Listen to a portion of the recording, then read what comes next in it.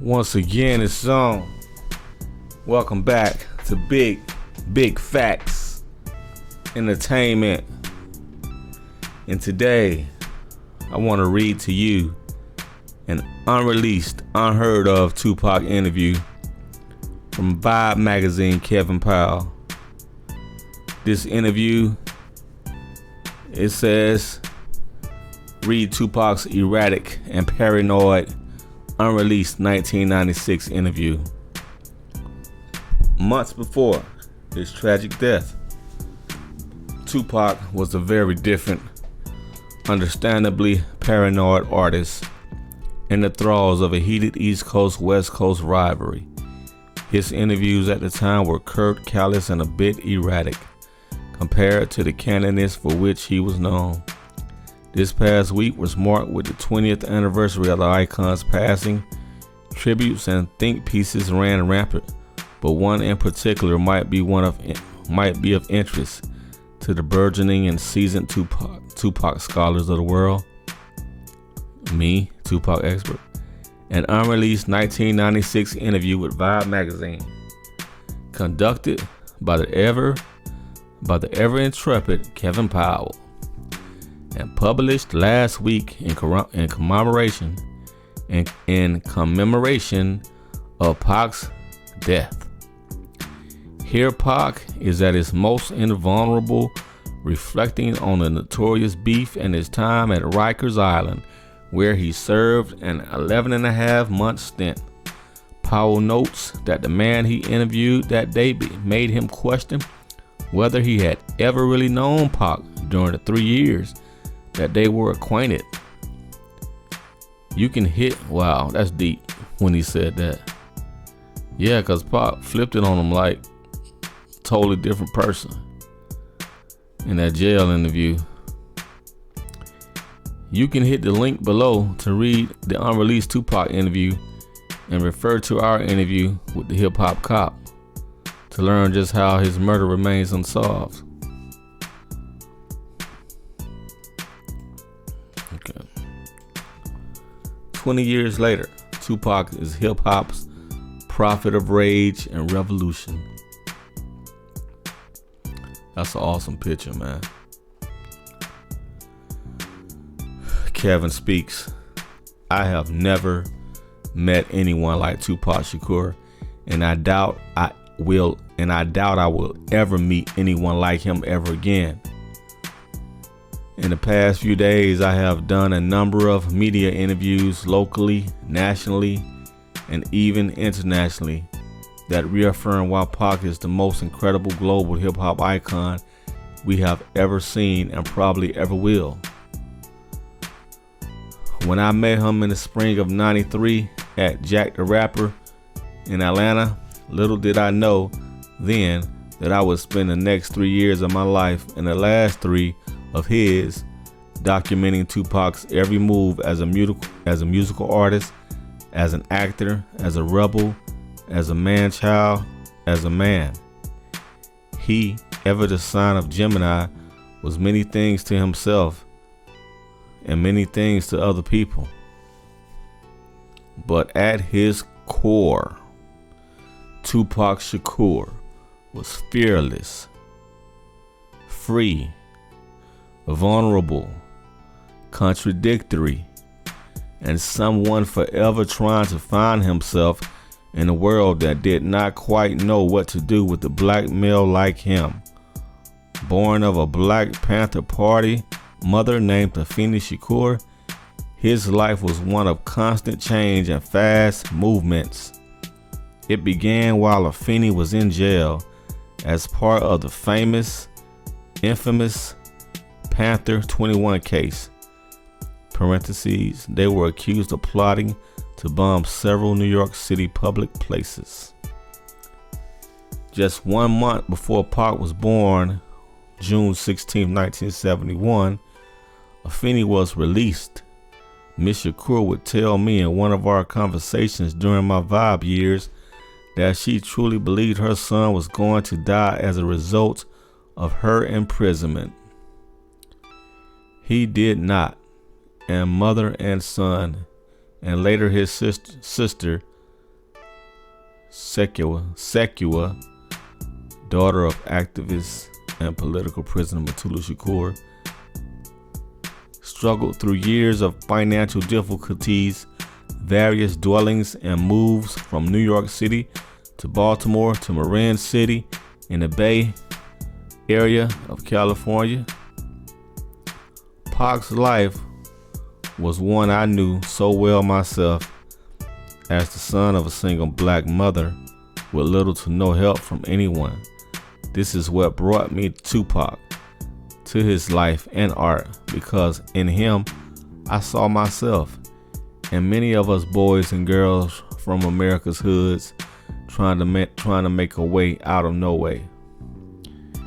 And when you come from where we come from, that means much pain, much trauma, and many things we experienced in our childhoods follow us right into our adult years. That was no different for Tupac. I cannot even begin to describe what a roller coaster it was during the 3 years I knew Tupac and documented his life. We were more than devastated when he died this month 20 years ago. I was in Vegas when it was announced. The transcript you will read is from the very last time I ever spoke with Tupac for Vibes live from Death Row. February 1996 cover story, which featured him, Dre, Snoop Dogg, and Suge Knight. It was 11 months after I had conducted the interview with Pac in jail at New York City's Rikers Island.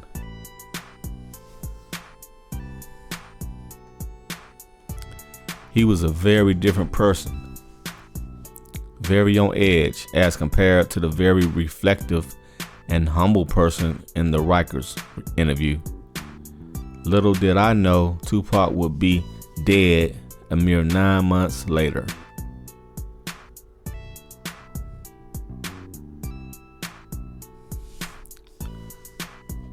This is a note to the editor. To fully put this never before released interview into perspective, one must understand the intense climate of the hip-hop nation at the time of this Q&A. There were high tensions on both sides of the country that made it dangerous for artists and crews to maneuver freely between coasts. Tupac, fresh released from jail, was publicly in a state of furious flux. He had a new record deal with new standards of success to hit and old beef debts to settle. Yet, at times, he showed the flash of an olive branch and the prospect of coming together, albeit under stringent rules. This is a window into Pac's state of mind at his most candid. 3 months after leaving prison, Pac speaks plainly on topics that so many of us have speculated on.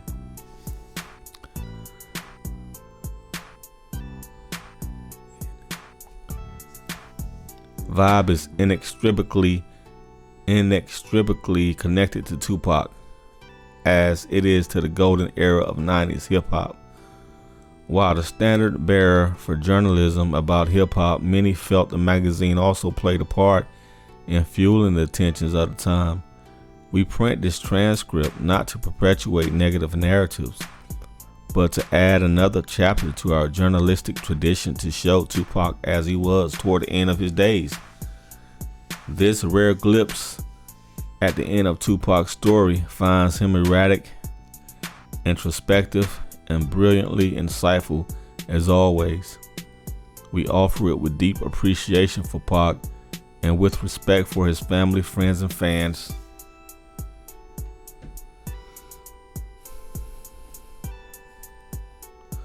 This is Powell interviewing Tupac. What about Death Row and Bad Boy doing something together? What about getting together as black men? Pac answers, we are together as black men. They over there, we over here. If we really gonna live in peace, we all can't be in the same room, man. because yellow M&Ms don't move with green M&Ms. I mean, you don't put M&M peanuts with M&M plains. You hear me? But we all black, brother. We all black and everything, but I'm not talking about division. I'm talking about realism. You don't hang with us. You live different than we live. We are brothers, but we don't live the same. Even in a real family. I don't live with my mother. I don't live with my brother. We all come together for Thanksgiving. We all get together for Christmas. If any of them call, I don't wish nothing bad to the nigga. They call and say, why don't we do a celebrity? This in my neighborhood. I'm with it. What about if they say they're concerned about this hostility that's out there that people are feeding into? Can you and Suge and Puffy and Biggie sit down? But that's corny. That's just for everybody else to be calm. For everybody else, they could understand what's going on. They just want to hear what the conversation is about. I know my life is not in danger. Suge know his life is not in danger. I don't feel as if I gotta worry about them. They shouldn't feel like they gotta worry about me. Puffy wrote me in jail. I wrote him back. I told him I don't got no problems with him. Even if there is no beef, don't you think it would be better to be clarified? What's that gonna stop if we sit down and have a talk? They know they can sit down. Niggas can start some shit and say whatever they want. Cause at some point, the Nation of Islam or somebody is gonna sit them down and we can make peace. That's why niggas is not being held responsible for the things that they do wrong. I don't want no problems. I don't want it to be fighting. I don't want no arguing. I just want to make my money. You can't tell me I'm gonna sit down and hug and kiss niggas to make everybody else feel good. Straight up, there is no beef. If there was a beef, niggas would know. They know it ain't no beef. Puffy was at the fight in Vegas where Suge has a club. We in the hip-hop generation represent leadership. In the absence of us taking some stands, if anybody like you who's very visible or Puffy or Suge saying there is no beef, then regular people who don't understand that are going to continue to think that there is a beef. I believe in fate. In faith? Fate. I know niggas didn't want to sit down and have no conversation until Puffy started fearing for his life. I was in jail, nigga, living in jail when everybody was having this beef. One West Coast nigga in New York, maximum security prison.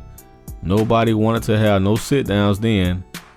Had to deal with struggle every day, some shit like that. What did you learn from your experience? It was 11 and a half months or something like that. I learned that fear is stronger than love. And no matter how much love I got for my peoples, man, if somebody else making them scared, my people gonna do me in. And I learned that a lot of people support me for just being me. And I have to give back. And a lot of people look up to me to give back. So I have to be able to give back. But I can't give back if I'm broke. So I have to be about my business and my money now. Before I wanted to talk and explain what I'm doing. I'm not doing that no more. Nobody's gonna understand me. I just came up with that. After reading what people was writing in Vibe, ain't no need for me to make people try to understand me. I'm gonna be out here and do my music, do some movies, try to give back to the hood any way I can. I'm gonna give out food every Christmas. I'm gonna give out turkeys on Thanksgiving. I'm gonna have a Mother's Day program. I think you're oversimplifying. 99% of the letters from readers supported you. A lot of people dissed the people who responded to you. I seen it. I read every vibe. I had a subscription, man. Every article you did, I read every vibe that came out. Then I started seeing this shit. I was like, God damn. They can just say that? Puffy talking about, if you're a thug, you need to be a thug forever. And Vibe just printed it. I'm not accountable for what they did. It's not the same situation now where I can just speak. I don't care about them. It's because of them I'm invigorated and I'm rejuvenated to do what I gotta do. You said you were moving away from. I'm striving for that. Every day I'm striving for that. Every day. You won't see me all up on TV getting high. I'm not making it with the kids. I'm not making it like I'm not making it like I'm glorifying getting high. That's a hell of a motherfucking thing to shake an addiction like that. But shit, I gotta do what I gotta do. You said it's gonna get deep.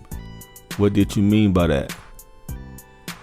It's gonna get deep, man, because I'm what the East Coast is doing.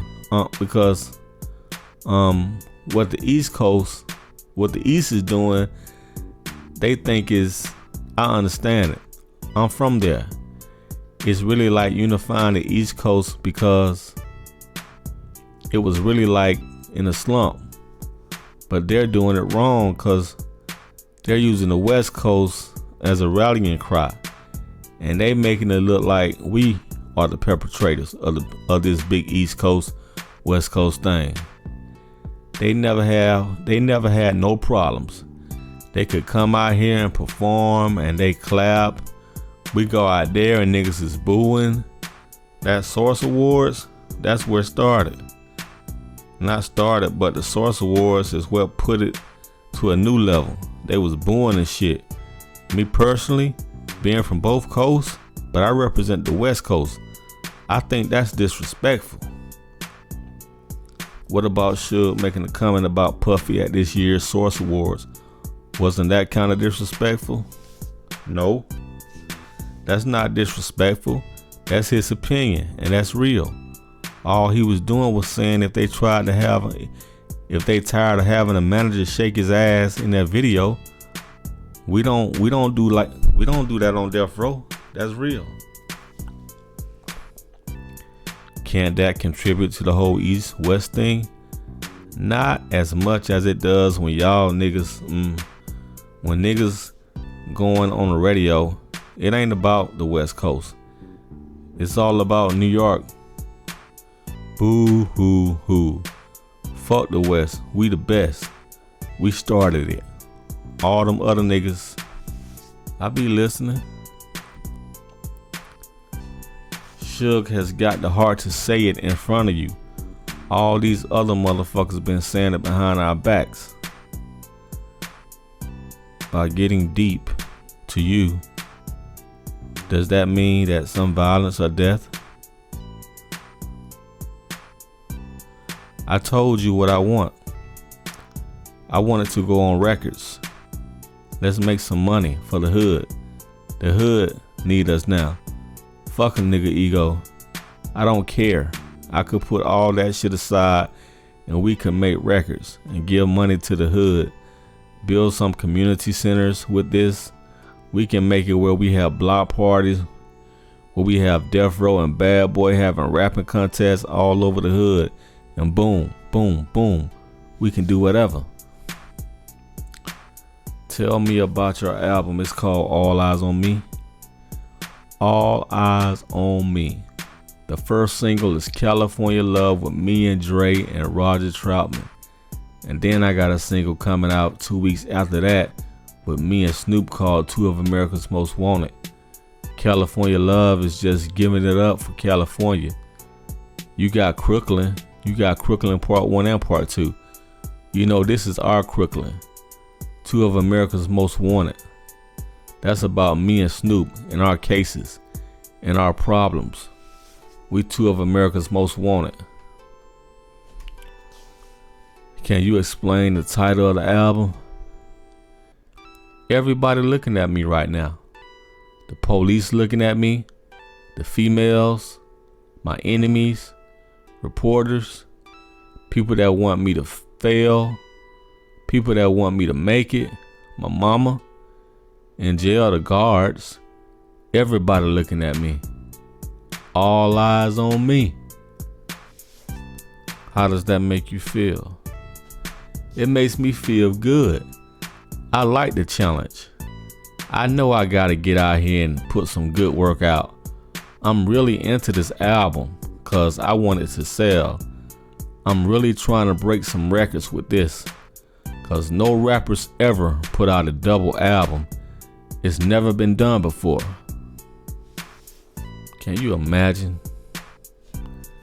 How many songs did you say was on it? It's 28 songs, all brand new songs, all new. None of it was written in jail. All of it happened soon as I got out. That was an exciting time too, y'all. When I first heard that album, man, it was like magic, bro. You once said you were gonna go in a different direction. Is there any introspective on this album like you mentioned Marvin Gaye in the last interview? No, this album is like, hey, I never did an album like this before. Can you describe it in a phrase? Relentless. It's like so uncensored. Oh man, all my albums to me be sad.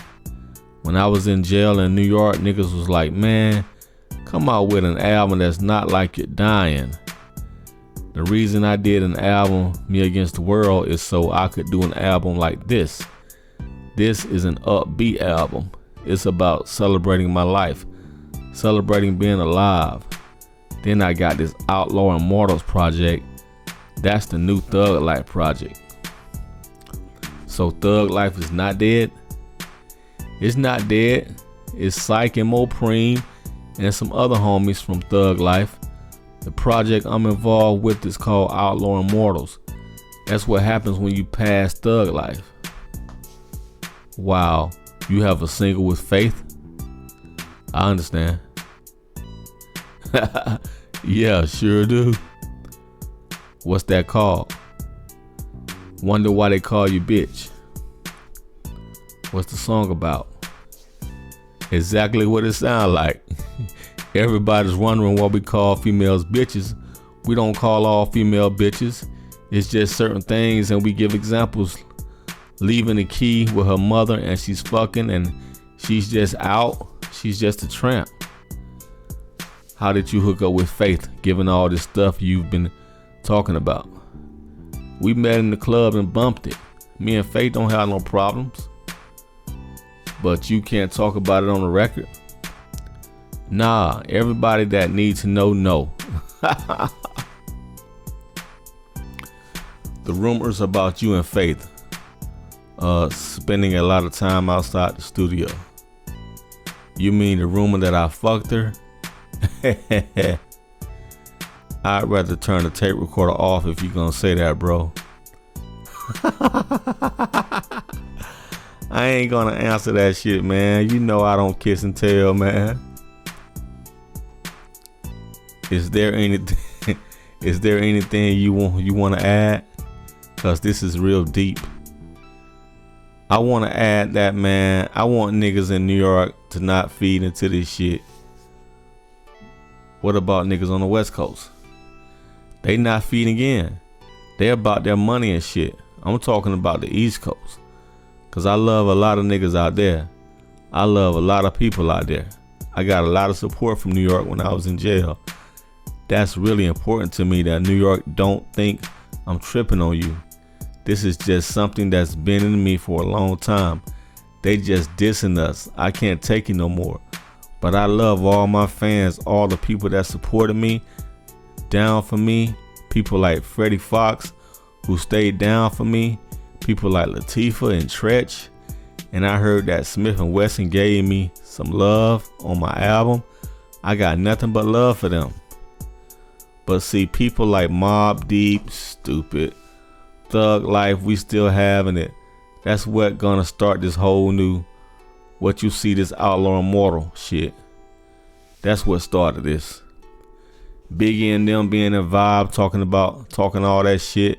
Stretch, Fab Five, all them people, all that. That's what started all this. You hear what I said in my interview? I'm chilling. So that's what it is. This Outlaw Immortal is off the hook, kid. Off the hook. There's a song out there called Hit 'Em Up. That's gonna be one of the most talked about. You remember like Ice Cube, No Vaseline?